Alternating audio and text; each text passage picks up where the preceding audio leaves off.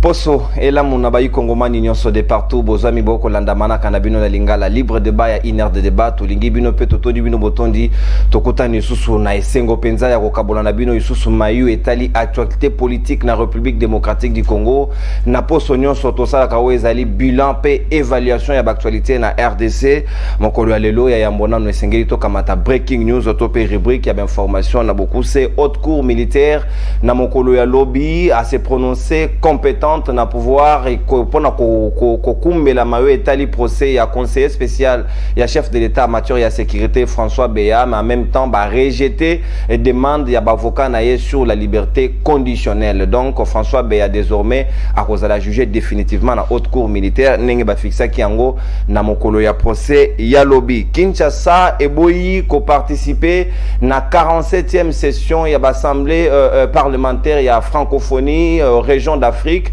où normalement la date il y a les 5 na le 9 juillet prochain na Kigali baboy yango annonce faite par le professeur Mbata Ouazali premier vice-président de l'Assemblée nationale à l'objet tant que Rwanda kozalaka agressé la République démocratique du Congo ba relation na biso na bango kozala penza malamu mingi te annoncé yango depuis Rabat na Maroc et Paiwapi Azwami mama na likamboto ko sala évaluation et actualité ya libre débat ya mokolo lolo ezali procès 100 jours ya Vital Kamerhe na bako akize na ye bazali bango nyonso pratiquement libre na mokolo lelo nani a perdre nani a gagner lecture nini ba kongomani bazali nango na mokolo lelo na bandako est-ce que ezali déception na mayo etali état de droit ou bien esenge na bango susu ba espérer ba yike que était état de droit et kotambola susu malamu na mokili ya République démocratique du Congo ndenge mokonzambo Félix Antoine Tshisekedi Tshilombo apronaki yango nyonso ya moboko ya actualité na peto kozonga pe na mayo etali sécurité ya est ya République démocratique du Congo précisément na territoire ya Rutshuru na localité ya Bunagana o na ngonga ya lelo ezali toujours sous contrôle ya ba rebelles terroristes ya M23 to komitu na sika wa mutuna pourquoi tikino lelo plus d'une semaine FARDC ezali ko benga na bangu na wanate M23 ko beta tolo abi yende mutaka ko fungola ka frontière bato ba circuler basi pamba mibali te donc ako pesa dictat na mabele ya Congo est-ce que to céder partie à territoire ou bien senge na biso to reprendre ngo qu'est-ce qui justifie léthargie pe silence onyo so na ngonga onyo so to ko beta masolo yango na bayi kongomani bozaki belé ya kosenga ye bozaki très préoccupé na enlèvement na ye salema ki na samedi passé to zaki très déterminé pe to annoncer ki to zaki simana ye heureusement tout est au contrôle nzamba zaki na ye ba libérer ye ba relâcher ye ndeko danu on ke fula ali na biso longo akokabola susu maile na biso mwana mboka na tondi botondi pe boye malamu malgré situation difficile de commettre akio au CDT aux aïe toujours na combat. Merci ndeko non merci na yo personnellement il faut na remercier yo na monaki merci na bandeko na nganyo ça na moni ndeko na nganyo sacré et ba message na il a tuté il a fait c'est pour te dire que merci na mon frère tout le monde était pour moi et je voulais tout simplement dire à nos gens qui sont tentés de nous suivre à la maison qu'on est ensemble et donc Kabola Rabisu Zaka que ba idée na biso on partage pas la même vision mais tous ça ba camarades médecine na bandeko nyonso oyo vraiment basala ki natamu keso ba le duba bandela mukili na kondimate likambo ikomela ki ngata na 2 secondes comme parce que la vie humaine elle est sacrée mais nzambe abatela na koloba ka eloko moko ndiko nona va na kutike pona monopoliser par contre tes allées émission à débat eloko bandeko ba reprocher nga batinyo so balinga ba evaluer par rapport à badigi na ngai par rapport à badigi na nga ba lobi que ba on déranger ba lobi natika biloba lo basé na tiki biloba lo baté avant décembre ou bien na rokende na cimetière ou bien makala et na comprendre que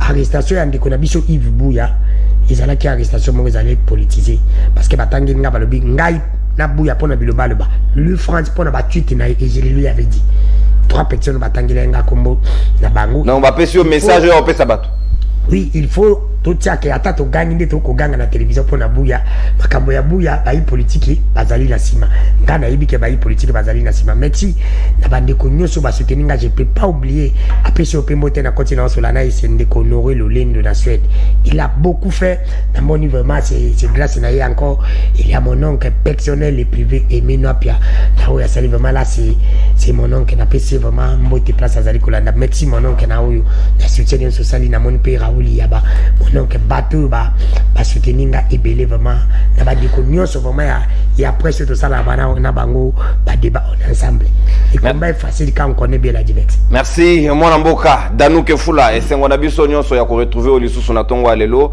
au-delà ya débat politique tozali obebande ko tozali baninga tozali libota nde yango fibre wana esengeli et caractériser biso surtout ya rapprochement et kozala kitoko mingi tozali pe na mwana mboka moko ya bayi cadre ya dynamique de Congo Unis ya ndeko Vidie Chimanga azali conseiller spécial ya mokonzi mboka mwana mboka Serge Manya ali na biso longo moko ya ba cadre union sacrée to pesi mbote pe totondio botondi na libre débat ya tongo alelo. Oui, merci ndeko nono. Consternation ezaka que plusieurs fois zo yamba na plateau na ngai mozo sa l'effort ya remettre na parti politique na ngai té. Boza ba congolais unis. Congo uni. Ah OK, merci. En tout cas na retenir. Tozali dynamique Congo uni. Merci. Avant la banane on a deux choses. Très bien. Il y a du bosso nazozongela sur le dossier $500,000 et bungaki na hôtel de ville. Ndeko député Peter Kazadi na lobaki a réputation ezalaka na prité. Obandaki dossier oyo kende na ngoti na suka tokomi wapi bachaki biso ba tracasser biso awa wana Kinshasa mbango to somba ba vignette après ko somba ba vignette événement est organisé na stade de Martyr simana yango $500,000 et bungi tozana besoin yo lobaki ozo landela yango tina suka ba député provincial faut pas pesa biso impression ya ceux qui au bandimbo dossier mo ezata muso pas bendo na pembeni ba pesa mo eloko après bo mamoto est-ce que yango makamoto voter la kimino bozo décevoir biso énormément ba député provincial à Kinshasa tozo de la tomo na suite et lo kami balé na koloba pona likambo ya ba remorque sous André Kimbuta ko tambola té avant 22h tozo na situation ba bouchon na Kinshasa ya kosakana te soki botier de sous ba remorque etambolaka au même moment ba véhicule ezotambola na Kinshasa tozo kokate. Alors ce mieux ya kotaka ba remorque ekotaka to etambola na Kinshasa kaka à partir à 22h ndeko André Kimbuta tika ki yango vraiment gouverneur de la ville Gentili Ngobila na eko senga yo lisusu awa tala likambo wana surtout na nzela ya bypass chaque semaine et ka ezanga raté ya mutu wa kufa na nzela wana kaka na likambo ba remorque. Ceux qui vraiment beaucoup de yango et vous allez le comme je crois que pour un début je vais commencer d'abord par là mais la compétence information moi que les lots n'engagent pas le babo na moment oyo ba jeune donc jeunesse il y a union sacrée basée en Nzela basée sur la marche pour nous soutenir nos FRDC na est il y a pays na biso pour nous compétence bango mukako soit afin que vraiment va protéger l'intégrité territoriale de RDC pour nous la combien la jeunesse est derrière nos FRDC. Merci beaucoup mwana mboka Serge Manya ya DCI ya Vidie Chimanga jeunesse nasima ya FRDC tozali pe na mwana mboka Serge Nseka oazali cadre ya PRP ya Musée Laurent Désiré Kabila ne jamais trahir le Congo mwana mboka boye imana mona libre débat. Merci beaucoup ndeko nono, merci na bako débatteur na sepele suko mona ndeko nono na plateau malgré nyonso ekomela to mola mikono ma moke malgré nyonso to ekomela qui vraiment na sepele mingi komona osunde kolangai parce que c'est la famille, on doit rester ensemble et combattre l'ennemi qui ronge le développement de la République démocratique du Congo. Na pesi sumbote na bana lutendele base nangai na pesi mbote na bana ya Delvo lute kindele mitendi ipen na moma oyo bazoko landa biso et puis ndeko nono ebete mboka oto bengi ville Kikwiti ezaka na courant me balanda biso à travers YouTube vraiment yango nazoko interpeller ndeko Mozito faut yeba ete mboka oyo etongamaka grâce mboka etongamaka grâce pe ya ba personnel ya ba individu donc Kikwiti eza na courant te Kikwiti eza na maïté et puis nzela ya Kikwiti na episode de konangai okoki ko nyokama what do call it, c'est-à-dire il y a na mabulu partout, il y a plus moyen même de passer toujours ça to sali à peu près 3 heures du temps à cause là bisoya to mutu kam sweleka alors que Joseph Kabila Kabanga tika kinzela na bongo ya kalita malamu mi vraiment nzela biso to Kabila tika nzela kalita malamu mi vraiment bitumine malamu makasi ezali na ba condition na te donc nzela ya Kikwiti kufi bande ko boko landa ngai et puis pona ko suksa boye bate papa Gentili Ngobila jekoko ba GG boza lelo ko gouverner Kinshasa nzela lutendele nzela sangamamba na nzela ya kindele kuna na campus eza vraiment impraticable et puis ndeko nono pona ko suksa lisusu bana ya sangamamba na quartier Lukunga baza kolela tel lope bango bazaka suna kurate transfert na bango za na ancien tokotanga kombote tel lo amela mbongo wana alinga kozong sate bazoko souffrir penzela ezali malamu te bakonzi bokanisa peuple oyo bokanisa population oyo vraiment nazoko beta sete nzela ya kikwiti soke bukani moyeto zwa mikungu ekozala te donc bosunga population oyo ekozala malamu mingi kitoko mingi mwana mboka Serge Nseka mikungu. Merci tozali pe na moko ya ba cadre pe président ya ba président solidaire ya IDPS mwana mboka Flori Obwatu kazai na biso longo Flori na section moke grande sœur na ngai Gabriel Nkuru Walobi. Est-ce que Flori te mutakangisi danu na seki na ndako na bi non Flori n'est pour rien dans tout ça mbote na pe boye imala mona libre débat mbote ndekonono mbote na ba co-débatteur na plateau esengo na kolo nzambe tokutani so na danu mais nazali ko mettre na no doute bo tant mamoni va abimi apparaître na bibo gloire à Dieu parce que oyebi ke mamo ba journaliste boza pe na bandenge na bino bosala na bino mbote na mokonza mboka Félix Antoine Tshisekedi Tshilombo bala costa IDPS bimi o tozo bien un réparateur des torts oza Medine Flori et o tozo bien un réparateur des torts mbote na secrétaire général Augustin Kabuya ndekonono na linga kina profiter na micro na yo na attirer attention à ministre José Panda Ouazali ministre la recherche scientifique et innovation technologique Anoma DG Ivo Mingachang centre de recherche en sciences humaines crèche à Wanaville DG Wanatangwaye a défini politique claire de la recherche et puis a salé en sorte que va nommer un directeur scientifique qui n'est pas chercheur mais a outillé la banque centrale. C'est-à-dire agent à temps plein la banque centrale. Si vous avez commis, il y a un bureau. Il y a un bureau, tantôt dans le poteau, tantôt dans la crèche, ça a 2-3 minutes à s'animer, accueillir. Bureau, il y a DG, il y a un quitté. Alors on a vu bon, on ne sait pas. À même bureau, on se pose des questions. Maintenant, voilà, qu'est-ce qu'il va faire? Aye a nommé plus de 300 agents. Ndekonono, plus de 300 agents. Si on a fait parce que si on a nommé au PC, il faut regarder les salaires. Comment il va chercher les salaires? Si on a un salaire, il y a un déjà.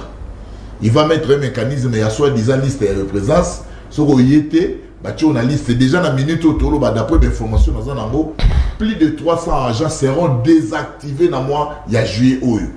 Ça, c'est une crime de Konono. Pendant que le chef de l'État a montré volonté, il y a quoi accompagner les Congolais, volonté na bosali la Congolais, parce qu'il faut qu'on rappelle que récemment, il faut foutre les fonctionnaires, il faut améliorer le salaire des fonctionnaires et militaires.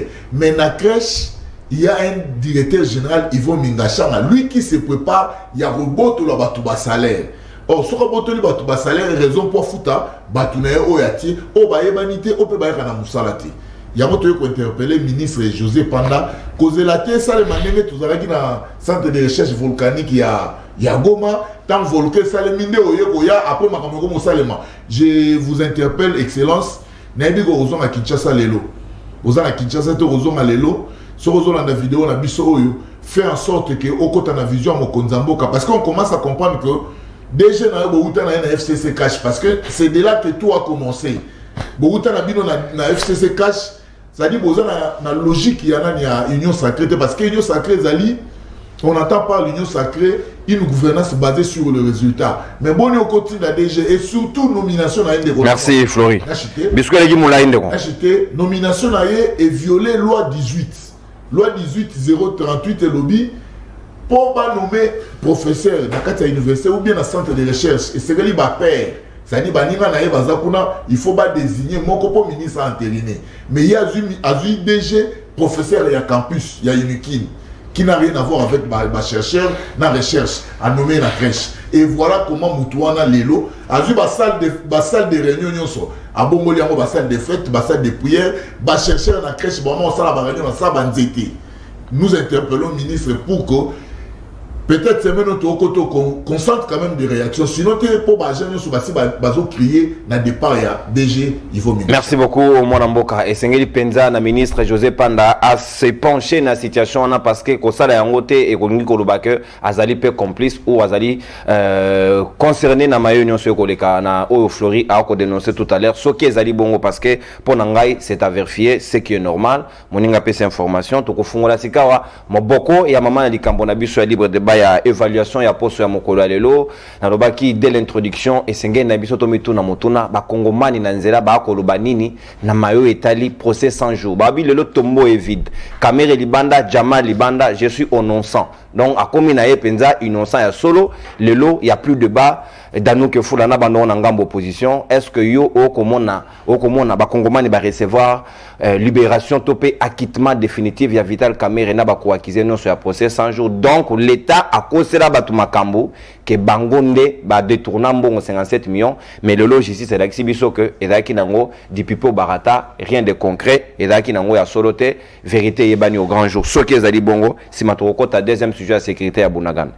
Médecine de ko fallait na lobela peuple bisunga ba makambo itali peuple ponga na lobela peuple na zana makambo mi balé fallait na loba itali biso na komena kitambo na ko senga na mokonzi ya réside zona snel ba ko sala nzela na ngalima na bandundu na kwa mutu nzela wana ezali ko déranger ba ikongomani parce que ba BBC ba tio ya courant na ba câble ya réside zo courant ezate ma ezate bandiko ya kitambo ba ko souffrir alors que il fallait avoir précaution na bango bandeko ya entreprise na balobi basi ba pesa ki ba mbongo na bango na sine na réside zo pona ko ya ko bamba ba câble na ba tio ya maito buki metile lo ba ko salate na kitambo to zana maite na kitambo to zana kurate bandeko ba ko lela nzelo pona nini a est-ce que avant mutazo be mutazo bénédiction ba zo bomengi fa souffrir na mitonika question parce que pourquoi qu'on fait souffrir peuple pour le bibazo banzela alors ils alakate il faut bailler que avant ba banda misana na bomba landa zela na musuki na kosenga na Messi Samson Kabemba o yazali DG ya FPI na dossier ya mama Germain o ya difaka mbongo na FPI asi azongisa azwa kosenga mukanda ya lupango na Messi Samson o yazali avocat ya DG avocat ya FPI ayeba kolandela likamo na bosolo pe bosimbo bazongisa mukanda ya mama Germain o ya difaki mbongo na asi ya futa il faut que le bela pepe na lukuta o balingi basali la ete na makambo ya yibi mutu na makolote na kolobela ngo bien na émission ezali koya na stangi kombo na parce que yende mutazali avocat. Très bien. Procès 100 jours, maison préfabriquée, Vital Kamere, Jamal, Bangono Solibanda. Na kozonga lisusu na ndiko na ngai s'il te plaît, soko kata makamana le telefone ba makambo itali biso. Na ko beta c'était makambo itali ndeko buya. Toyoki awa que buya ba pesi ye lisusu ndiko na ngai na bosolo pe bosimbo. Eloko ya salité que outrage contre chef de l'État. Na likabo ndeko buya salaki yangote. Est-ce que t'as des deux alito koya? Tozo teleme la justice balandela na bosolo pe bosembo. Peut-être telemi papa na biso Kaboul mona Kaboul. Oh la salaka commentaire na makambo tali sport. Papa walande azaliko boya que commissaire de discipline na biso ba attendre ndeko Israël parce que to moni na ba vidéo moi si ya ndeko buya accueilli confunda ndeko Israël depuis ba funda ndeko Israël tile. Donc Kaboul a commis conseil de discipline match à Léopard. Oui. Kaboul ndem ta ko sala ke boy commissaire de discipline pas attendre de causalité parce que a ko bolinga ko kanje premier te yango biso to ko telemela ndeko Kaboul peut-être ko yebisa opinion ba imboka ke ndeko ya buya na ndeko Israël na INPC mta ko kale zali Kaboul il faut benga premier. Merci mon ambo zongela maye to ndeko Flori na yo ki ya lobi ndeko Flori na ko yebisa loko moko na bosolo pe bosimbo soki to limto bandela na uninga teke komela ngai komeka kolobane loko ikomela ki mutu kolobake na base hadute bakoyi kosala enlèvement na yo base tena likambo italibi parce que pouvoir na bino danzi na ne demi aussi là alors ils aussi là ceux qui komeli yo kolinga kolobango te ce n'est pas bien on comprend bako on le blague pas avec la vie humaine et sacrée ceux qui na kufa ki ngo remplacer na famille na ngate ou bien ne comment Flori tolérance s'il vous plaît mais il faut le dire tika ya loba Flori tolérance Flori Batuka bakanga kete ba leva qui s'il vous plaît nuance Floris s'il vous plaît tika moninga s'il vous plaît tika moninga loba yo au rebondir Danou que Fula Merci la partie qui m'a quand même il avait appelé pour savoir là où j'étais pour avoir obéissance. Très bien. Faut payer ça merci. Dans le Bible que pouvoir na bino Isaac aussi là dans une année demi. Yo pe au cause de la position. La Bible qu'on peut ça nous allons parler de ça papa parce que pouvoir na bino vous a déjà té. La Bible au cause de la position. Mais le roi est en opposition. Caméré, na sameja malotika na 2 minutes. Boko mesa na papa côté na beta ngo bien ko le kaw. Na makambo itali ndeko na ngai Vital Kamerhe na lobakango. Na lobaka yango pina ko loba ndeko na ngai. Les tombeaux vides. État de droit ko ina lobi na bandeli ko loba. État de droit na Congo ezalaka te. Ezapete ekoya. Na lobi na lingala ezalaka te. Ezapete ekoya. Moutako pesa état de droit na Congo ozala ndeko Tshilombo te. Il y a des mesures état de droit yowanati. Kamerhe. Mais ça c'est état de droit kufi. Oya on est état de droit. Donc il limité état de droit na indéfiniment. État de droit na lobi ndeko na ngai. État de droit ezalaki mesuré par Kamerhe. Na posa ça yo. Total la position na ko le kamata football. Est-ce que na mituni question 57 millions na biso. Kamerhe azumbongo te. Diamant azumbongo te. Est-ce que na azumbo? Na mutuna po mutama na mituna ka mutuna ndeko na ngai idée pesa ko zamalo ba ibisanga Kamerhe azumbongo te. Diamant azumbongo te. Est-ce que na azumbongo na biso ba maison pour vite. La théorie des deux bonbons. Mbongweza te mbongo ke pa ya nani nana ibi yo ya bana. Est-ce que mbongo wana il fallait pas boka mbongo ta fleuve Congo to landango. Mbongo na biso ke ya pamba. Na bisanga bino ke pouvoir oza pouvoir biloko ba chino umela raté. Ba pesa ka batimo ba sentiment ke pa ikufi. Non so ba ko pesa bato ko kufa. Bango baza makasi na pona ko benga pouvoir babona ni na bisengo. Kande ba ko luka bazwa bila. Na bila conseil wenge, na bila ko ya papa, na bila ko ya roi. Bazwa ka bila ni la social à peuple. Lelo ba li pe ko mata. Lelo souffrance ezali. Bango ba salini. Parce que lelo mokonza mboka lobaki yango. Mokonza mboka lobaki bieke départ depuis 3 mois passés, 4 mois si je me trompe pas. Mokonza mboka lobaki Kamerhe azali un homme honnête. C'est pour dire que mokonza mboka alavaki déjà Kamerhe. Mokonza mboka lobaki que tozali na justice moko ya bien te liba. Donc on a suite logique à ma déclaration mokonza. Mais oui, mais mokonza mboka, c'est pour dire que mokonza mboka funda justice ya mboka na biso. Bravo, je suis tout à fait d'accord avec lui. Il a raison, il a dit la vérité. Mais nini ya sali le pour la justice. Et ça c'est tout ça qui me continue Lombo pour ya ko yebisa ka biso ba passe na ba problème ya Congo ou bien tout ça qui me continue Lombo pour ya ko pesa solution ba problème ya Congo. Oyo déjà ba problème ya Congo yebana. Parce que même justice c'est pas que ça problème depuis kala. N'importe musée, n'importe Kabila. Est-ce que tout ça qui est pas ya ko yebisa biso susu ba problème to za nango ou bien tout ça qui me continue Lombo pour ya ko pesa solution. Merci. Me continue ba comme on dirait mutaya ko dénoncer makambo. Alors que hier, azangi muto ayebaki to tiaki to longolaki Kabila pour ya couper sa solution. Parce que muto azo ya su ko dénoncer. Ba bazo se ka to pesi des mandats. Deuxième mandat ça résultat à premier mandat. Résultat à premier mandat ya ndeko Tshilombo ezali négatif. Passe ya lobi na Congo. Ezalaki Kabila. Justice ya mabe ya lobi ya Congo ezalaki Kabila. N'empêche le passe ya lelo to komona ezali ndeko Félix. Merci Danou que Fula. Ya lelo ezali mabe ezali ndeko Félix. Parce que la rebisa ndeko Floria yeba. Nyonso esalamaki na epoka Kabila mutatinde bato te yebaka ngo lelo mais tokosaka na mutu ya Kabila nyonso mpe koza kosalema lelo ndeko Félix mutatindi bato te ata nakoba neti bato bamenase ngai nakoloba jamais que baza bata pouvoir jamais mais basali yango na ndenge na bango ata bandeko bakangi tokoloba te ka bapolisi mutatindi na bango mais nyonso wana ekokota na bila ya nani. Merci mwana mboka Danou que Fula. Eko salima na pouvoir na bino. Nebe ba vile kontangi na pouvoir ndeko Kabila. To tchaka ngo na mutu ya ndeko Kabila. Net pe ya lelo, passe ya Congo, souffrance, guerre na est. Kuwana ma ezate, lipe bati. C'est lui qui a passé ndeko Félix. Danou que Fula, ta d'antenne consommée. Ya Congo, va couper sa solution te. Ta d'antenne consommée. Merci beaucoup. Au débordé même des 45 secondes on récupérer. On a bangi carton. Ah OK, merci beaucoup. Ah, discipline. Au moins mutu so iba enlever. Akoma ka discipliner makasi. Merci Danou que Fula. Serge Manya Maloba Ongambo wayo, c'est vrai, bato mosusu bazali choqué. Ngai na mutuka bato ba ko interpeller babi mopanzi sango to ko comprendre te. Est-ce que bazongi sata misolongo na l'état te? Bato ba ko zala innocent mais bazongi sata misolongo na l'état, mais ce qui est vrai, mbongo pe zongi te, mais bato bazali na bango ba innocent, procès 100 jours, le tombeau est vide. Bon, ngai sur ce dossier personnellement là vraiment éclairé na conclusion du dossier mais normalement na makambu ndenge ndiko nanga Danou a monité que nous c'est en rouge. Je crois qu'on va quand même faire une réflexion équilibrée, réaliste, sur réalité RDC. Il faut reconnaître que depuis 20 ans, durant plus de 20 ans d'ailleurs, dans Mboka Nabiso, on n'a jamais vu un bourgmestre être interpellé. Bourgmestre, dans le bourgmestre, dans le ministre était, dans le gouverneur était, dans le directeur et cabinet président de la République. Rien que bourgmestre, n'a quitte même le chef de quartier. Ça, les Congolais doivent quand même retenir ça. Que dans la nuit du temps, il était impossible au monde un simple chef de quartier va interpeller pour n'amaber mon Boissali. Donc, il suffit aux éléments portion à pouvoir, au-delà qui est intouchable. Mais on peut quand même noter que sous ce régime, nous avons vu des DG d'entreprises qu'on a en prison, nous avons vu le ministre Kokangama, Kokota Namakal. Nous avons vu le directeur de cabinet président de la République, Kokangama. Je crois que naturellement,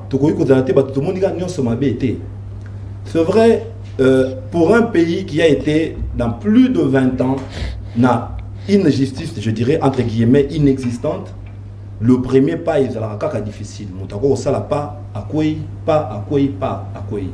Donc, à un moment donné, on regarde, on se dit, il y a quand même un pas qui a été franchi. Tout le monde a compris quand même, tout le monde procès, gouverneur, il y a Banque centrale à Télémi à Zosamba.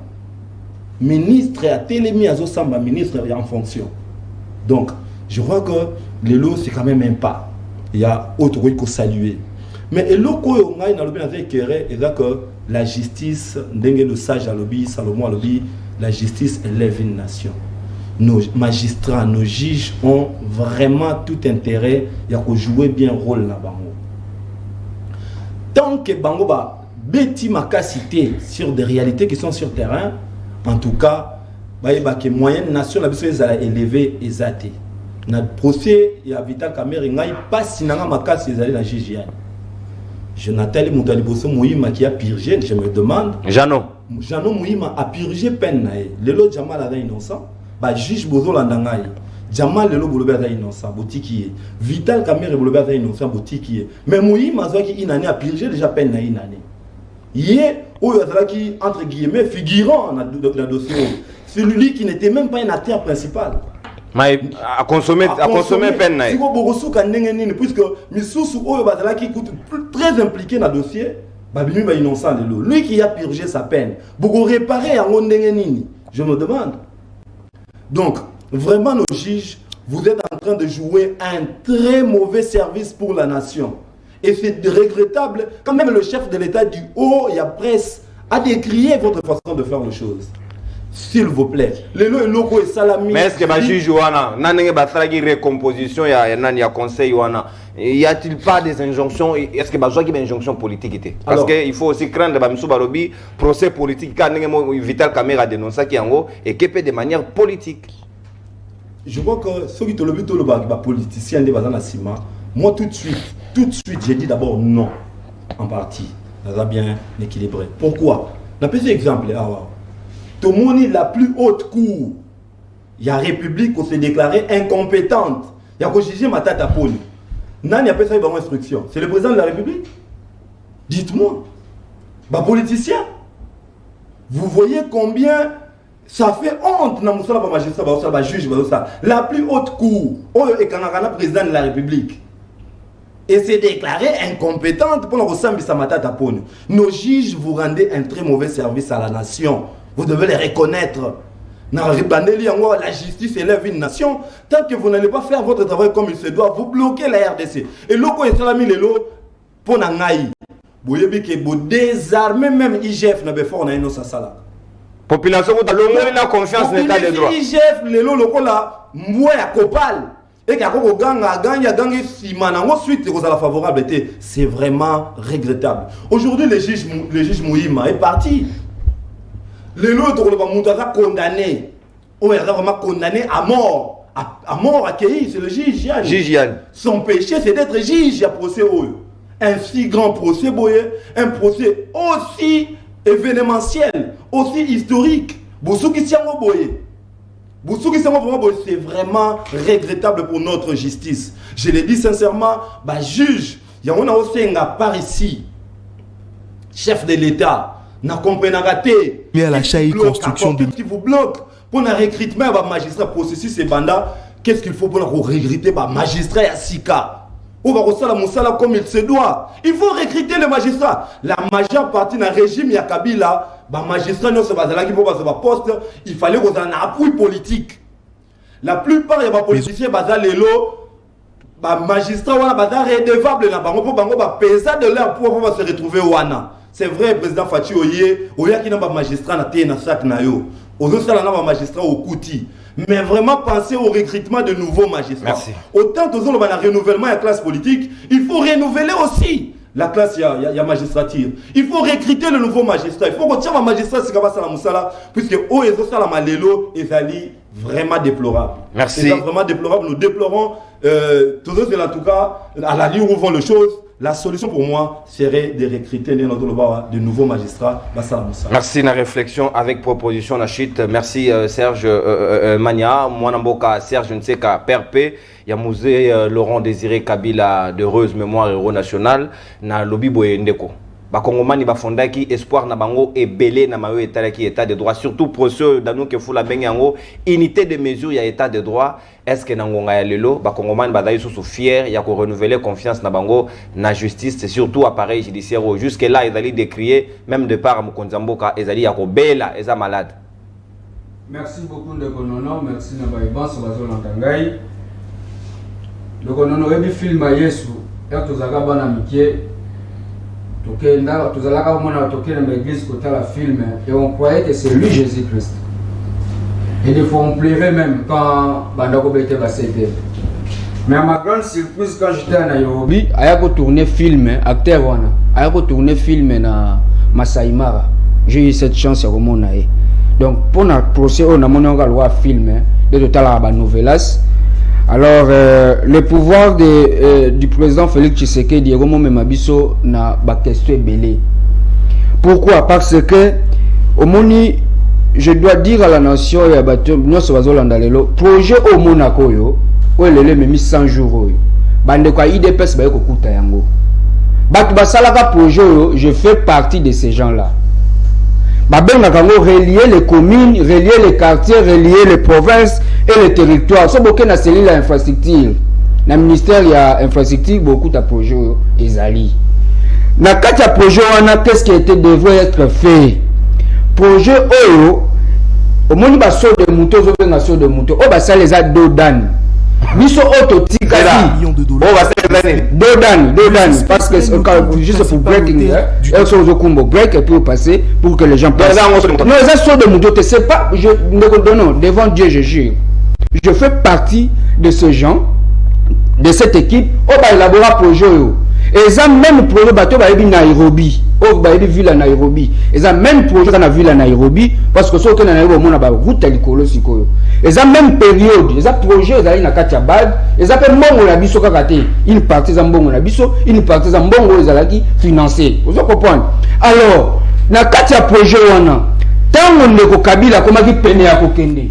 Biso peut comme qui bon. Et ça mbongo ya Congo. Toko kena ngota ya projet pour le développement ya mboka. Si on même na awa pas ngobila wana na hôtel de ville. Tout ça na maquette au monde yango ezali mais le lota o basa elibiso. Na kati ya projet wana ezalaki fallait saut de mouton et banda de à 109 qui 24 likolo. Et puis des gars santel terre awa na chanik métal et biminzela ma yango moni chaque jour na zo plaider pour nzela lutendel parce que je connais mbongo wana ezalaki ezaki nzela likolo ekoti chani métal et bimi aussi nzela ya mai ti ba élargir lutendel pour na ko désenclaver nzela ya nini ya oto bengaka matadi kibala.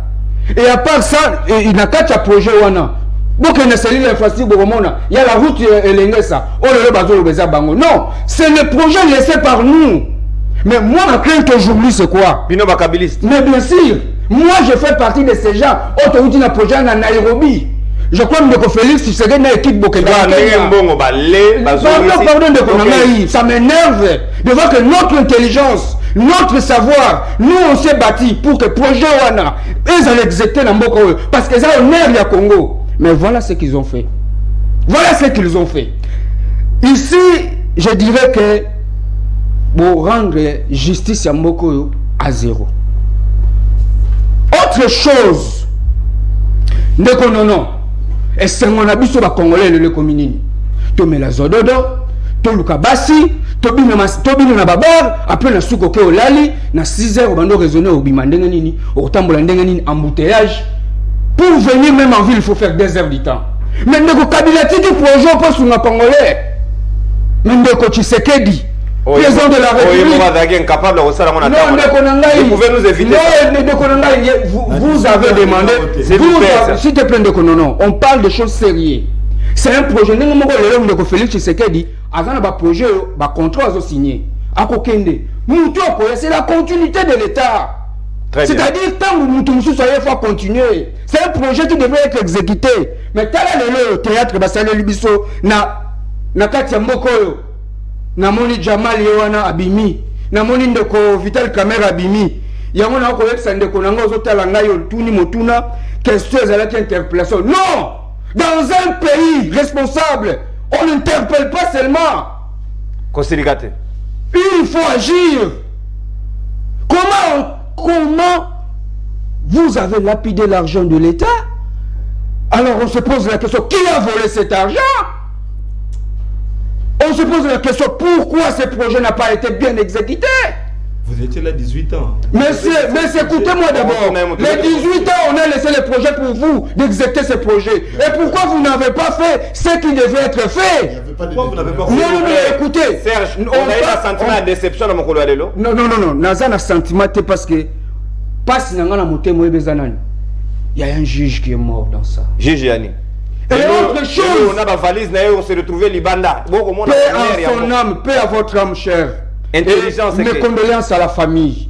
Chers Congolais et Congolaises, lorsque le président de la République, Félix Tshisekedi, a eu pouvoir, a promis au Salamakamou Papa Lobaka, j'aime et je continue toujours à aimer Félix Tshisekedi parce que c'est un modèle Namboka Nabiso. L'état de droit de Tshisekedi aujourd'hui est où? Chers IDPCiens, l'état des droits arabes. Si on doit libérer celles-là qu'on a accusées, ok, la justice, vous avez bien fait votre travail, vous les avez libérés. Alors montrez-nous, démontrez-nous, IGF Lukelabiso, qui avait lapidé, qui avait volé l'argent de ceux des moutons. Et autre chose, les Congolais, lorsqu'on parle des maisons préfabriquées, ce n'était pas seulement les maisons préfabriquées, il y avait la construction des camps des militaires. Alors, dites-nous aujourd'hui, où est parti cet argent qui a été justice en Zambesala? Parce que c'est notre intelligence. Merci, s'il vous plaît. Tolérance, Ndeko. Tolérance. S'il vous plaît. Vous êtes là toujours pour accuser Serge, s'il vous plaît. On ne dirige pas pour accuser les autres. C'est la continuité de l'État. Natiki carton jaune na bureau. Nazara na carton rouge sur place. Merci beaucoup. Donc on va balolata si machombo boy. Et puis miga rouge. Évitez pas problème. Moi namboka Flori batuka maloba ongambo ayo surtout discipline pe tolérance na mesa. Vital Kamere libre, balobi sikoyo honneur naye o ba sakajaki lelo retrouvé Sami Jamalo alobaki yende mutazwa ki mbongo nyonso na ebite sikawa soki justice pe kosonga biso balandela ya si Sami Sala ondenga alobaki et permettre ne fils que ba militaire o bazali par exemple na Kanchach balala la banda kuna bango et ani misolo à l'état mbongo ko kendara bo été volé ke mon pépé ondike za maseke ezali yotote. Merci de konono menali ba komani balanda ngai na bokebi. Politique, c'est une école, c'est une classe. Si vous voyez la télévision, vous avez la comparaison, peuple vous avez eu 18 ans dans ces pays. Beaucoup de maït, beaucoup de temps, ok, excusez. De l'estage Mobutu Atikate. Boye bisanga station ni bino botongi beaucoup taka station à captage d'eau ya njili wana o ya njili ya pont na o ya biso wa nani ya chute de Lukaya 18 ans bobakisi lemba imbweza bangote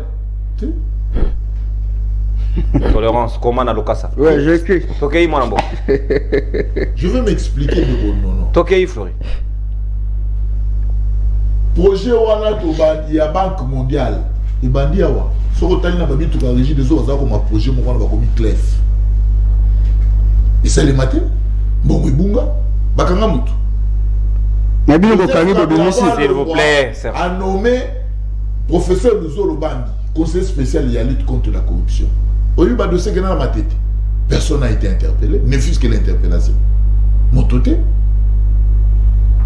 Nalingo Ebisa, Ndeko Danou. Ce qui solo la politique n'a pas au Kabila au diriger, au comparer Bissona. C'est un Flori. Si vous Danou, nous sommes en position, mais tu as vu au Karao, tu es dans l'année. Tu as vu Flori. Oyebi, mécanisme, il y a terreur, il y a intimidation. Dans beaucoup. Moi, contrôler tout dans téléphone. Moi, manifestation, ne mettons pas Estebo Ndeko Danou. Tant moi, je me sur les réseaux sociaux. Aujourd'hui, les gens, Moutoutou a commandé ne fût-ce qu'une petite déclaration, les réseaux sociaux dans Mboka Mobimba. On nous privait la liberté dans ces pays. Mon frère, vous savez la comparaison, nous ne comparer à côté. Et puis peuple a son apôtre discours. Mais la ligne a aidé Bino. Oyebi état des droits, définition état des droits l'inkolobate qui bakanga Serge bakotsa boloko. Po batu balobi Serge amoyibi ndano ayibaki bazu bakotsa na boloko. État de siège za bobote. État des droits. État des droits l'inkolobate qui condamnation en condamnation non. État des droits l'inkolobate. Mboko yo bato nyonso bazali soumis na observation ya loi. Que dit la loi? N'attendez la nos constitution parce qu'il y a un élément très important. Non. Sur le titre 3, il y a constitution, la organisation, l'exercice, il y a pouvoir. Aujourd'hui, article 68, 89, 99, 148. Mon frère, Balaki, si boni. Pouvoir, n'a pouvoir et c'est les saléments. Et puis, parmi les principes, il y a état des droits. Il y a un principe, Oyo, et Zoloba, séparation et pouvoir. Na indépendance, il y a un juge. Voilà un état des droits. État des droits, il y a un non. Ba juge état au bazuli kamwande ko kameli. To utaki na conseil des ministres. Ba na conseil des ministres, décision ont mis na conseil des ministres. Bo insister na ngambo na bino boyebi. To que des postes au conseil des ministres, bo que na justice. Mais papa, basambi ndeko. Juge à 20 ans, Bakei appelle à Kitisi 13 ans, Bakei na cassation. Est-ce que Biloko wana et ça les makate? Est-ce que Mibeko est prévoir en voter? Ce qui tourne la télévision et c'est que dit ça bateau, maïma ko sale manambo, maïmi kanda mboke lobi. Bolo ba sentiment na bino te po bato bati abino ka. Loba nanga ite nene ba quitter de kokamere et violer disposition qui nani et violer disposition qui nani et violer constitution. Né en état de droit, Flori Batoka. Na lobi na yo boyi. Acquittement ezali na kati état de droit. Très bien. Condamnation ezali na kati état de droit. Arrestation ezali na kati état de droit. Restitution de l'argent vous détournez et zappez na kati état de droit. S'il vous plaît. Tolérance. N'acquittement juge alobini. Preuve exacte. Oh, principe moi lobby, ceux qui peuvent insuffisance de preuves. Nous sommes détournement intellectuel. Insuffisance. N'a lo bagara o ba lo bagité. OK, s'il vous plaît, ndeko. Tika Florasis. Ceux qui bango ba na ba preuve. Ba lo ba que juge a kosi ba même na ba preuve. Mais juge a lobby preuve exacte. Oh, pour la nini juge a osala ne mwana ndeko non. Ce que tangi na article 149 de la Constitution. Article 149 de la Constitution et l'obéli d'abord l'indépendance et la justice. L'article 150 de la Constitution, le pouvoir judiciaire est le garant de la liberté et des droits fondamentaux des citoyens. C'est-à-dire ceux qui, au commun, juge, ceux qui ont ambition, c'est ça la loi. Et puis nous, le juge a soumis à mototé. Azali soumis car na texte. Très bien. Ngai na lingaki na émission lo bangate acquittement wane violé. Pombong et monanité. S'il vous plaît, Ndeko. C'est ça le principe. Netoye kolaki. Torotoye na TV batu ba ota la biso ba oser la matière. 20 secondes Flori. Mais na lobi te que pour musala wana Ndeko non. To lobi mbongo bungaki. Pour ralentir qui pena ni misala ya 100 jours. Misala musoye ko sale mwa bambule ko leka. Mais lorsque vous portez les dossiers devant le juge, il faut vous avoir un élément suffisant pour que le juge a le droit. on peut juger lobby ezali kaka droit mais nga na lobby boy naoki bosoloba mbongo ebungi est-ce que na 100 jours musala esalema te est-ce que misala 100 jours ezali te mais écoutez nape soka élément moko peut-être ozoyebaka te omoni na zelati oloba na danois sizongisa na plan na s'il vous plaît tu ozoloba na danois asala ngo donc andi mo atako moni ndeko nga problème na nga ezali nini problème na nga ezali ko s'il vous plaît, c'est un de ces projets. S'il vous plaît. 20 secondes. Je me pose des questions de non. Na moto a initié projet, na moto a exécuté projet. Tout à l'heure vous exécutez à 100%. S'il vous plaît. Vous cherchez des pourcentages. Merci. Allez, Serge, ce n'est pas interactif. Mon frère, ngai lokola na za na parti o eponaka état de droit. Ngai naza ko soutenir mon konzambo kaza ko matérialiser l'état de droit. Je me soumets à la décision. Merci beaucoup. Je n'ai pas de commentaires à faire. Merci. Parce que juge Basani. Oh, Ramoni, qui juge à Kossi. Oh, Ramoni, qui juge à violer. Texte Moko. Balo Banabiso. Awa. Merci. Et puis, soit, oh, Ramoni, qui Bango Bazali n'a pas preuve suffisante. Pas que nous commettons la juge. Et quoi? Baro saisir sous le sein Balami Balé. On va continuer. Merci beaucoup. Mais n'a respect à texte. Toto Samayama, juge à Sani. Merci. Merci beaucoup. Flori Boatouka. Car on a procès, respect à procédure à marché public et arrêté gré à gré les cas na catch qu'on a traçabilité à mon nenge longwe na banco jamana même on a boulou et le bamaka na procès wana to boucler chapitre montalo baisou ya moté s'il vous plaît on va rebondir bozongi le deuxième sujet to continue yango directement Bunaganda tikino lelo ezali sous contrôle ba rebelle terroriste ya M23 FARDC normalement fallait ça là contre-offensive, bakota, baboto la territoire. Est-ce que tu cédé parti à Mabele Toko le bana peuple était ou bien Zalinini? Qu'est-ce qui justifie l'étargio? Tikino le loto Zalina armée, Mapinga et RDC, Toko Kokoko Bunagana. Na préféré na battre la onde Kodanou que Foulana Bani parce que Bango Batuba. Très bien, pas de problème. Normal, pour rebondir, on sait qu'il y a 20 minutes, donc on soit 5 minutes, 5 minutes na motonio pour que tu clôturer ce gène. Ok. Merci. Na yoki bande konange belé ya nyosa kavana kende na koza 3 minutes, 2 minutes ifuna zonga sima. Lelo na comprendre pourquoi na ta ya Kabila akangisa na les politiciens morte. 5 minutes. On a possibilité de 5 chacun. Redistribution. Eh bolobi na fanda ki calme la loba ite. Il n'y a pas un problème na tana ngapi na oloba parce que. Mon père ngande ko contacta. Comment tana ngali baboto linga. Na bagisi yo 10 secondes. Merci.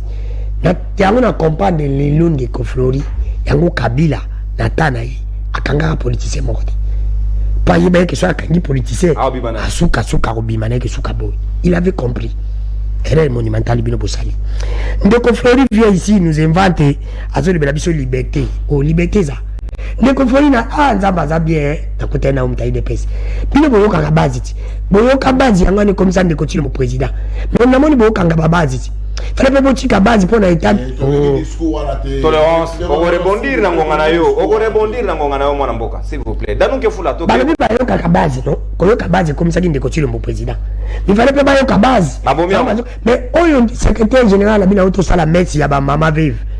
Bali za rassemblement te. Mino boyi bo sala rapport na peuple liberté. Mutu a sombe la mbana ye pour alata. Batu babanda ko lati lamba fa ABC. To landa biso so moderne biso na mama Denise. Na pese mbote. Première dame na biso. Yim talata ngoti. Mutata la tikiloti na yi. Elle muta sombe moko na ya teka. To boyi te bokabo bikeno bokata. Bo pese dire. Dire bokangi pour na batu basomba baza onko. Donc décision immédiate. Oh bougie. Yango le beta des droits. On lui peut liberté. Liberté n'attend na bineza. Liberté n'attend na bineza li yebisanga parce que makambo oyo ndeko Tilombo oyo za président mon président alobela Kabila oyo papa na ye Etienne Tshisekedi qui a tenu sur les jeux là il est parti oyo aloba pour Kabila non aloba pour ndeko Tilombo lelo et franchement ezala qui est pas ndeko Kabila o te ba ko trash to telemela ka ngala yoti to kimangu tumba ngala yoti to loba ezala raté lelo ezongite infraction wana ezongi na régime na yadanu et na régime ndeko Tilombo oyo le bolibi que non état de droit na Congo na le belo bien ezala raté ezate koya On a fait le très bien. Parce que nous sommes tous pas Kabila les hommes dans le régime. À cause de l'imboka, alors que le projet ya mai wana ndeko fori. Au cause de l'émission motozana yote. Au même ici au sala, bateni ya basodé ya gouvernement. Na biso bege za particulier, aza partenaire, asali partenaire na gouvernement. Mbongo zo ko ba ya réside zo ya mai ba ko sala. Ici na mai, et ça continuité de l'état. Même ba projet ya nzela, même atana kitambo. L'époque Kabila, to mona ba tibaya ko zo ba mesure, ba tsaka ba projet wana depuis. On va benga continuité. Ils ba projet de continuer bazui. Et c'est hier au longwa. Mutu ya koya. Dans une année de mina déjà, mutu ya ko zikite ba projet wana. Pour que ça ande continuer mboté. Parce que lui va partir. Et la prophétie. Et la prophétie, ils ont assuré. Comme ça, deuxième mandat, ils ont résultat, premier mandat de continuer président négatif. Mais, nous devons comprendre. On m'a dit de continuer à un adversaire. Adversaire, ils allaient nous tuer. Adversaire, ils allaient pas suivre. Nous connaissons tout le Makambo Italie. On tire dans 2 minutes. Le Makambo Italie, Bunagana. Nous continuons à un neuf. Wazanefu azokate kababi écoute le azobeta kabawai il m'a déçu mais continue ne fallait pas kende na Nairobi parce que tu y bien et le Kabila ça il va gagner continue bazali il passe à Kabila ala ndaka Kabila sala et le Kabila sala tezali ko déclarer que bon le bien amoni ba ngo pouvoir na bango zaka canaliser mayeli awa ele mtu na bango chef akindaki na pota le bien guerre izate na est. Baya va faire une sur le plateau. On a la raison parce que parlement nous avons déclaré. Ah, vous avez bien les alliés. Nous avons déclaré. Contradiction. Les confrères y bisangai. On défend la ligne de Tchabati. La ligne de raison. Bien les alliés parce qu'officiellement. Bon, c'est cool. Ils ont le même plateau avec Lucas vidéo tcha. Vidéo. Au monde. Sur les bisangai. Vous avez baguette. Nous avons continué à déclarer. Donc on a canaliser Maël pour nous défendre. Pourquoi FRDC ils ont attaqué M23 qui nous le long de go. Il se met dans la moto le bina na bisaki ndekoti le mifala sala nini. Ndekoti le mifala pas kende Kenya. Ndekoti le mifala organiser armée na biso to attaquer Rwanda. To boto na nefis kata bo baba benga ngo communauté na Rwanda. Bana ndi babenga. Ata moi quartier moko. Estate. To boto la tango. To ko boto la ngo ndekoti le ba comme na rapport de force. Ale binini. Ceux qui viennent pour libérer, quand on appelle à libérer. Ceux qui viennent pour tickets, on appelle à avancer. Viennent pour on appelle à monter la Rwanda. Donc, comment maintenant la rapport de force? Elle, je m'excuse, elle est toujours qu'on négocie la faiblesse. Il me semble tout ça. Ça, c'est la première chose. La deuxième chose, on continue à décevoir sur une de Kodanu qui fout là.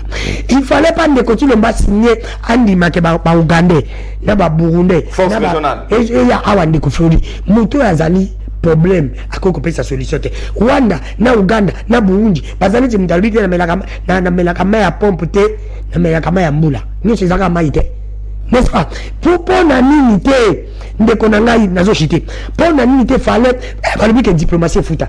Il fallait de continuer banque de négocier na pays Maghreb. Tous on a vu ça ba Tunisien, ba Égyptien, ba Marocain.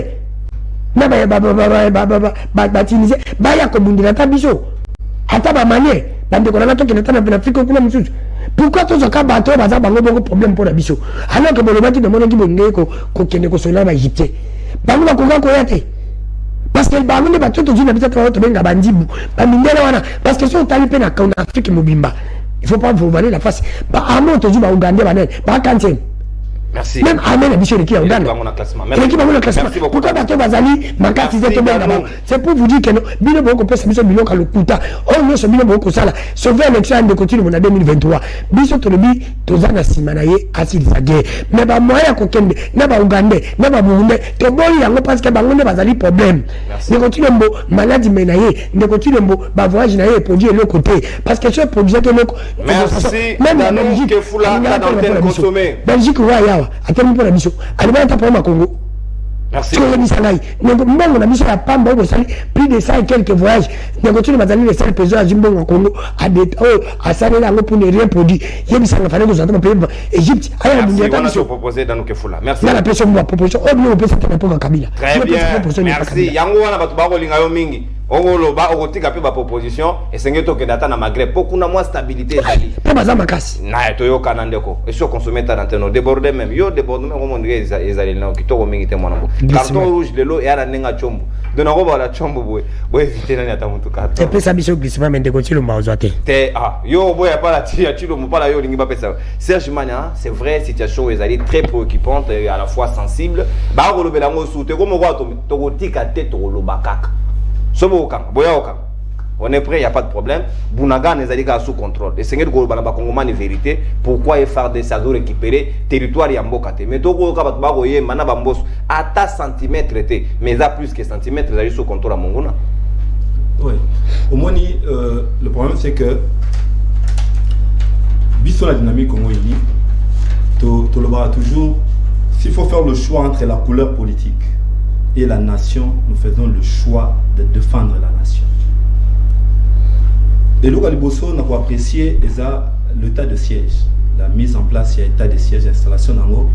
Je vois que le résultat d'Ango est mon année pour l'agitation de vivre les lots, c'est bandi pour l'état de siège. À un moment donné, je me dis, Makambo ne se trouve pas l'état de siège des Alactés de Toronto Soukarapi. Donc ça valait la peine. Je salue ce courage, le chef de l'État, il y a décrété l'état de siège pour finalement. Était en Beyrouth, était mal à l'aise, était même il a ici clairement l'implication au lobby baneno c'est qui Rwanda banda ko kondimate implication ya Rwanda na kati ya makambo le lo Bunaga na sous contrôle ti lelo j'ai même suivi déclaration ya M23 pour dire que baza prêté ya kolongwa na Bunaga donc bango de bazo ko décider batu baleka temi toke ya te bango ba rebelle. Alors, ngai elo na ngoloba ezali je me demande na rôle na ya MONUSCO na coin na biso wana ezani na mboka. Bango ba pexi bino ko attaquer. MONUSCO pexi biso to attaquer. Donc pour lelo le chef de l'État est allé, je dois le dire, je l'ai dit ici, moi je ne suis pas d'accord que armée il y a 7 États et Afrique de l'Ouest et il y a qu'on sécuriser frontières na biso. L'intégrité territoriale est de la kaka protéger na militaire na biso moko ne faut pas protéger l'intégrité territoriale na biso. Souveraineté. Souveraineté na biso de ko tikate batu misusu ba ya ba protéger biso na yango te. Problème ya RDC ezali problème ya ba richesse surtout na Kivu. On dénombre le bazolo ba 60% ya cobalt ya monde. Ezali donc à partir à Kivu ils ont représenté 60% ya cobalt au monde avec nos téléphones babilo nos ba caméras ezali boso nanga nyos ezali fabriqué à partir ya cobalt na biso raison ils ont ça que Kivu lelo et nous rembon yango wana. Alors puisque nous avons la richesse wana ne moni place Rwanda Uganda ba moni battre casser biso c'est vrai de lo ba nyoko la biso mais on ne peut pas encore kende pour comme a deal ba Kenya ba moni lokola ezako biso beto ya biso beto kota na yango wana. Commençons par redéfinir le rôle ya MONUSCO na territoire na biso. Résolution 2556 il y a 2020 il y a ONU et précisé rôle il y a ONU il y a MONUSCO na ni na biso ba ya liboso et la protection à civil. Je me demande ce qui MONUSCO réellement est protégé à civil avec toutes les images biso de monde à la première de choses, le premier problème de ça la MONUSCO.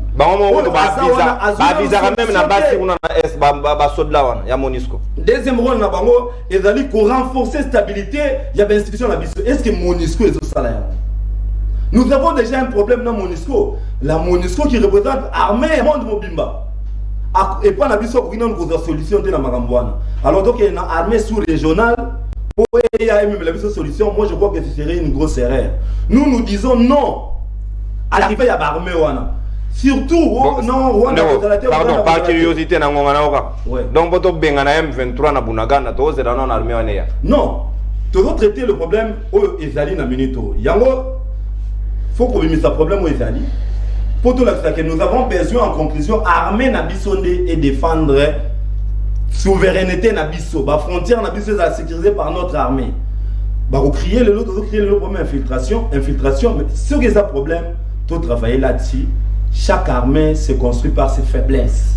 Angola, le est comme Angola, bah vous comptez Angola parmi armée puissante en Afrique pour se construire tant que Bundi armée mon côté étrangère et qui pour écouter la bango et y a trouver solution par leur faiblesse, ils se sont battus dans l'UNITA avec tout ce qu'il avait aujourd'hui. Angola a une armée efficace. Donc, tu vois, il faut travailler pour le rôle de MONUSCO, je disais, est à la finalement bien définie avant de dire ma monsieur. Implication à Rwanda, et ça déjà connu. Décrié depuis, j'ai même de précision ici, il y a communiqué seulement, il y a implication, il y a Rwanda dans le mouvement M23 depuis 2012. Depuis 2012, le 26 septembre 2012, l'Union européenne est suspendue aide na Rwanda, tout simplement parce que le bazar impliqué dans le mouvement M23. Nous sommes en 2012. Le 22 juillet 2012, les USA est condamné à Rwanda. Et suspendre aide dans Rwanda pour l'implication dans le mouvement M23. Le 28 juillet 2012, communiqué Allemagne, conjoint des salariés Allemagne dans les Pays-Bas, ça a communiqué pour suspendre aide dans Rwanda pour l'implication dans le mouvement. Le 2 décembre 2012, Londres, la Grande-Bretagne, est condamné à Il y a Londres, il y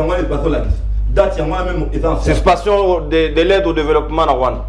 Donc, cause d'implication dans la M23.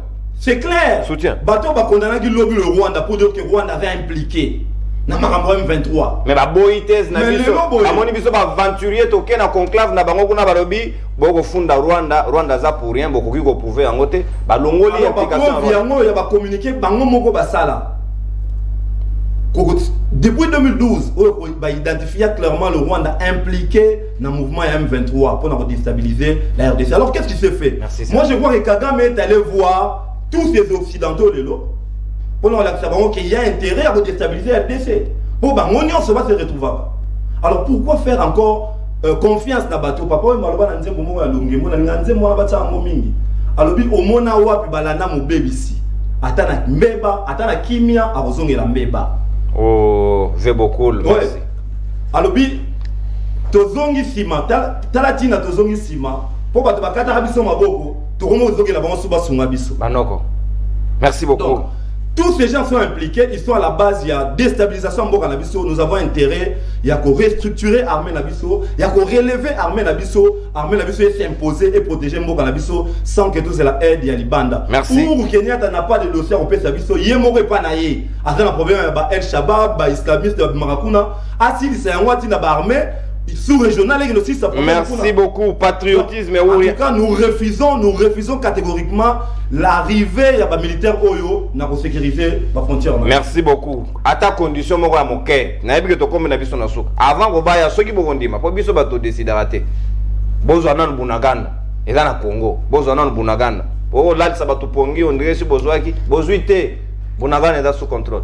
Moi, Mboka, Serge Nseka, mal tokomi vraiment na suka et sengeli to sala nini pratiquement pour que FARDC la mukana pongi na bango bago za Bunagana. Ce qui pèse instruction, injonction ko utana Kishasa et sengeli ba dénoncer on nga ba sala ba communiquer pour biso na soto yeba.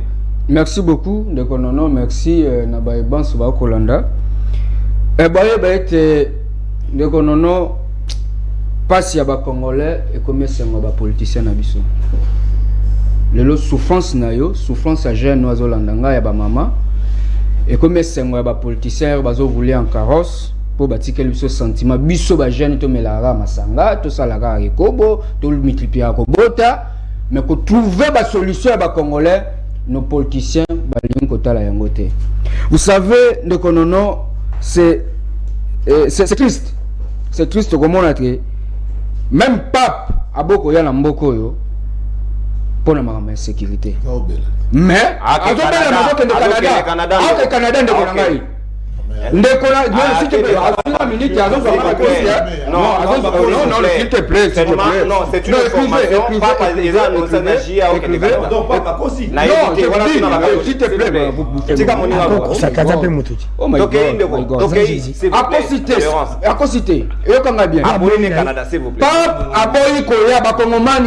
congolaise. Papa boyi koya na Congo pour na insécurité aux na est. S'il vous plaît. Na yango papa lobi ki akoya te aokende Canada. Ok Canada papa na biso okende Canada bota la même tweet ya Roseline Mbombo mutu na bino ya IDPS auti même ko sala yango papa okende Canada. Yango na zo bisabino te insécurité ya est. Ndeko Chilomba voyager mingi. Mingi en termes diplomatiques. Pourquoi? Parce que il a trouvé ma meilleur ami, nos propres ennemis. Est-ce que tu es bibino autant français parce que moi mon français est malade. Et mon toi ça mon boulot na yo. Ouais. Ndeko nono songa na yebi ke ye za munguna na yo. Ngana kama sano na coopérer na yo. Et Simbate. Kasi ndeko Chilombo président na biso abenga Kagame masa na ye. Et bota la peine na kuna na wadu quality na Kenya. Ils étaient ensemble en train de parler et biso ba congolais to souffrir pour passer na biso et comme ça ngona bango. Le deux militaires ndeko IDP Sazawa owe bisanga indeko. Le deux militaires rwandais bo liberaki bazawa. Ne bango bazo ko maniola to bazo ko commandité what do call it bitumbo za na ruchuru. Bango ka bazaka wanati. Ndeko bo libéré ba Rwandais o ba ko boma mamo ya biso congolais na ngai ba jeune na ngai bana na ngai ba violer bango ndeko na ngai tango zoloba j'ai passé une petite temps na est je vis comment bateau ba souffrir ndeko na ngai so mona mamo ya yo bazio nzete ba cotissier ba koleki s'il vous plaît ndeko na ngai s'il vous plaît ndeko écoutez-moi d'abord écoutez le problème non vous pouvez non écoute s'il te plaît ndeko na ngai ba dirigeant en critiquant on ne dirige jamais un pays en critiquant l'autre 30 secondes s'il vous plaît bazuba minute na ngai on ne dirige jamais un pays. Ton pays, on ne le dirige pas en critiquant l'autre, en accusant l'autre. Nana komi ko banga pe, bon on a su ko critiquer même Bande Kolabino. Hier vous avez critiqué Kamer et le Missier. Avant-hier c'était Kabound qui bloquait. Avant-hier encore c'était qui l'autre? Moïse Katumbi. Hier encore plus loin, c'était nous les FCC. Tout qui vous diriger. Mais pourquoi vous avez aussi sa bitumbote? Pourquoi vous avez aussi sa makambote? À notre époque Mamadou Ndala a bêta kiangwa. Donc, na webi solo komoko oyeba ete Bunagana Ruchuru ezara na kata Congo. Mais comment 2 semaines Mobimba 2 semaines ndeko na ngai congolais ba ko kota ko benga na ta ba rebelle oyote. Merci. Ndeko bozo komi ko ambrier congolais. Merci. Alors, une petite proposition pour conclure. Alombango 2 secondes. Ndeko Kabila, ancien président Nabiso, atikaka 200 noms. Aibisaka ndeko Chilombo, moni ba kombo yo. Un gouvernement, s'il te plaît, mon temps de cocher le moment où dirigeant, elle va colombo, à mon abafaille. Soka l'ingimbo kanae, mouto koyawana. Babé en continuité. Bande quoi, il dépêche va comprendre que c'est la continuité de l'État. Alors, descendez batike la bino. Bolandara batouana. Mabé, yami balé, ndeko.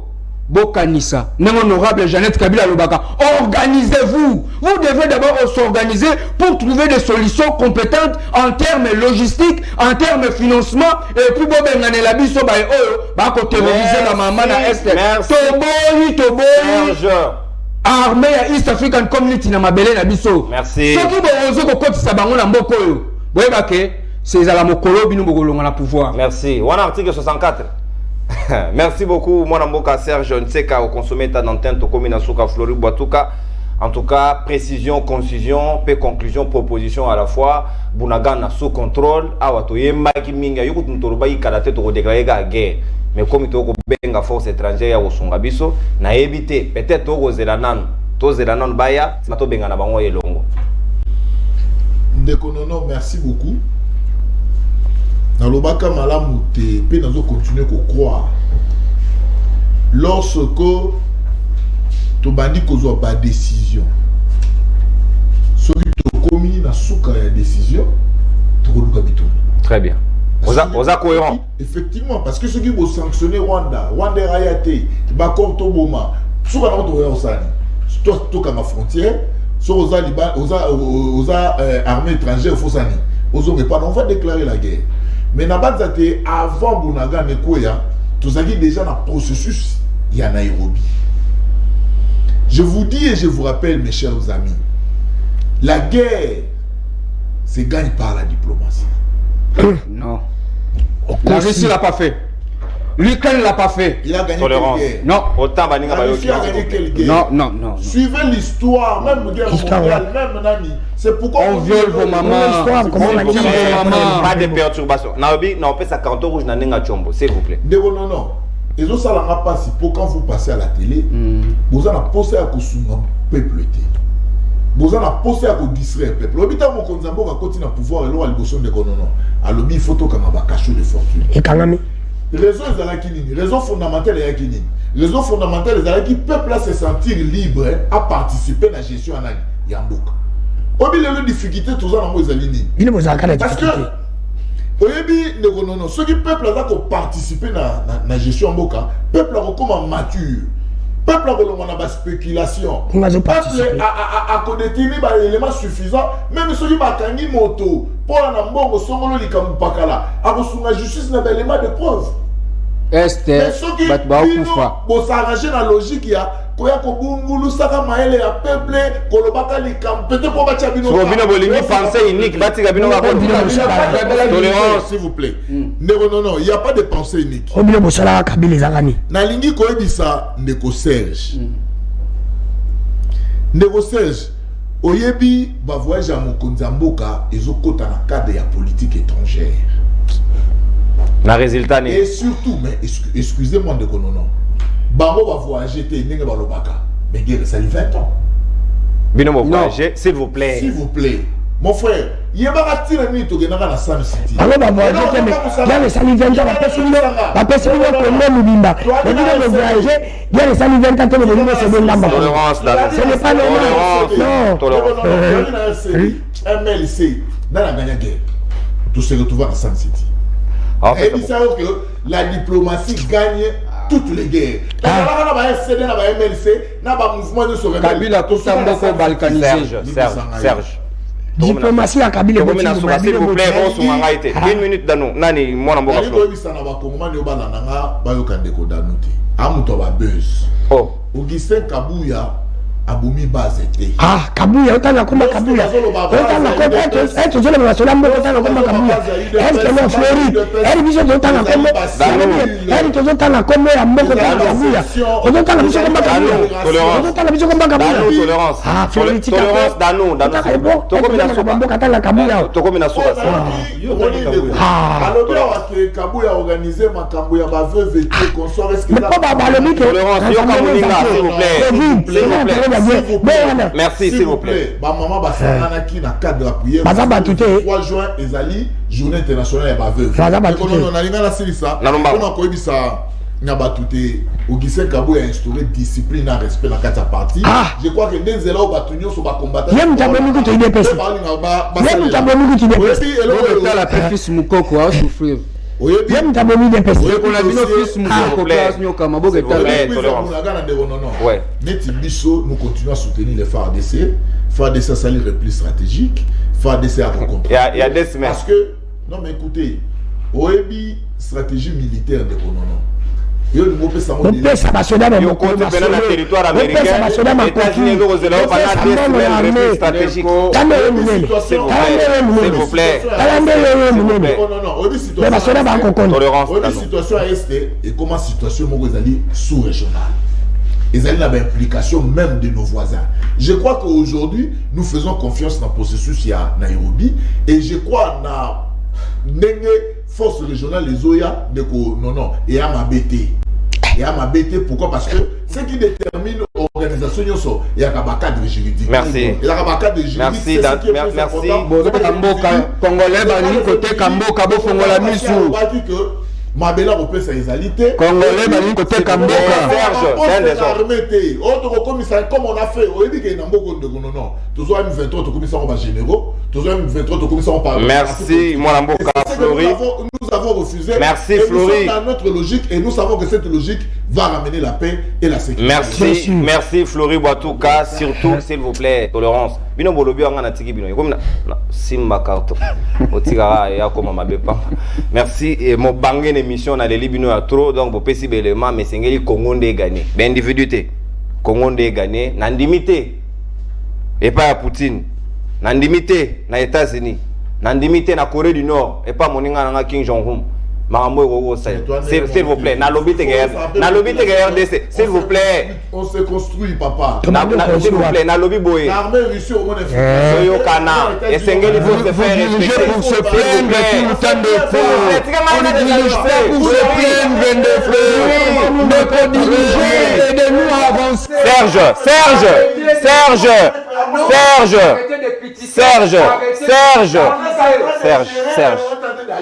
Flori, n'appelle ça bino carton. Flori,